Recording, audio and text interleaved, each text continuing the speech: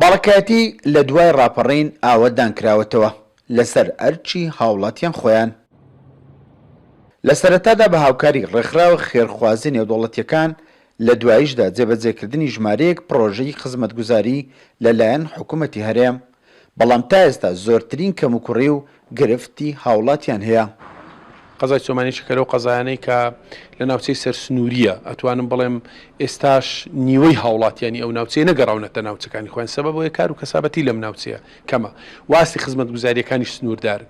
بۆیە لە ساڵانی ڕابردوودا حکوومەتی هەرێمی کوردستان کاتێک کە یاسای بودجەی داناوە یا بودجەی تەخمینی دانراوە گە بودجە نەشات بێتە پەرلەمان، بە پێی ژمارەی دانیشتوان لەبەر چاو ژیراوە کە ئەمە زۆرێک نادات پەروەری تێدایە لە ڕاستیدا. ئەگەر لەسەر ژمارەی دانیشتوان بێ غەدریان لێکرێت چونکە ناوچەکە بەرفراوانە دوورە دەستە، ناوچەی شاخاویە، پرۆژە جێبەجێکردنی پرۆژە خزمەتگوزاریش تێدا سەختە و پارە و ئیمکانێتیش زیاترێوێ، بۆیە ناکرێت لەسەر بنەمای دانیشتوان حساب بکرێت.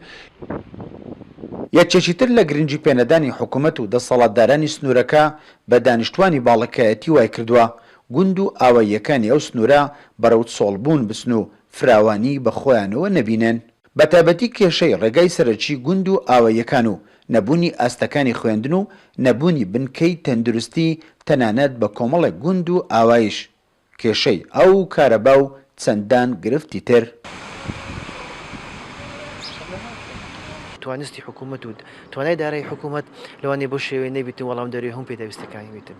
ڕەنگە ناوچە حدودەکان پێویستیان بەوەیە کە پرۆژەی جیاوازیان لە بۆ بکرێت لەو شوێنێک کە تەرحیل نەکران یاخود شەڕ و شۆڕیان نەدیتە یاخود تێک نەدراون، ئەوە پێویستی بەوەیە کە بە شێوەیەکی گشتی وەزارەتە خزمەتگوزاریەکان ئاوەڕ لەو بابەتە بدەنەوە. ئەمە لەوانەیە داواکاری خەڵک هەبووە لەو قۆناغانی کە تێپەر لەو ساڵانی کە تێپەڕی کە بژانەوەیەک لە ناوچە ڕووبداتن بە حکمی ئەوەی کە حدودە و بە حکمی ئەوەی کە دستانێکی زۆر ساردی هەیە پێویستە بە شێوەیەکی زۆر تایبەت هەڵسوکەوتی لەگە بکرێتن و سیمای ئەوەی پێوە دیار بیتن کە ناوچەیەک وەکە شۆڕشی لە خۆ گرتووە و کوردایەتی لە خۆ گرتووە، ئەوانە وەڵام دەری ئەو بابەتە بیتن لە ئاستی تمۆحی خەڵکیش بیتن.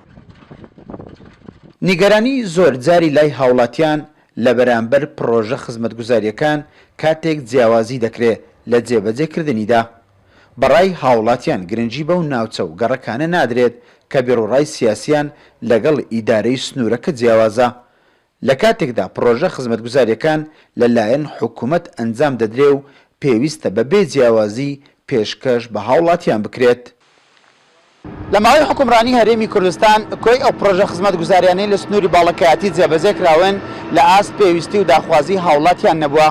بەو پێی باڵەکایەتی لە سەردەمی ڕژێمی بەعێز بەر ڕاگواستن و کاولکاری کەوتووە و تا ئێستاش ئاسەواری ئەو کاولکاریە بە گوند و دێهات و تەنانەت قەزا و ناحیەکانیشیەوە دیارە. ئیسماعیل عوسمان، کورسات نیوز، باڵەکایەتی.